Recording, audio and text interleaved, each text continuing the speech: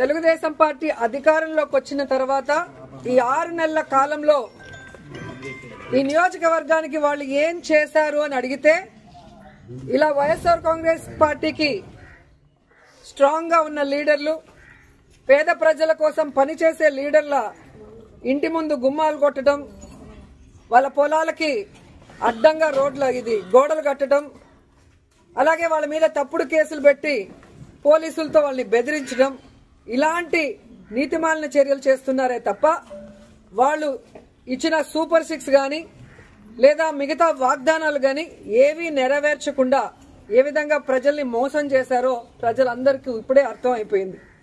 కానీ దురదృష్టం ఏంటంటే ఈ పంచాయతీలో తాగే నీళ్ల దగ్గర నుంచి ప్రజలకి అన్ని అందుబాటులోకి తీసుకొచ్చే సచివాలయం, ఆర్బీకే సెంటర్ అన్ని కూడా ఇక్కడ లీడర్లు వాళ్ళ ల్యాండ్ ఇచ్చి కట్టించి ప్రజలకు అన్ని అందుబాటులోకి తీసుకొచ్చారు.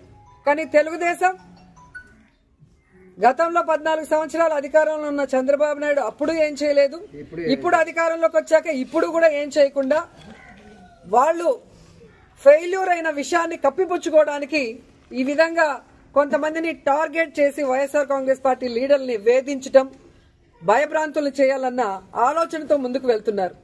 వాళ్ళు అర్థం చేసుకోవాల్సింది ఒక్కటే, మా నాయకుడు జగన్మోహన్ రెడ్డి గారు భయం అనేది ఆయన బ్లడ్ లో లేదు.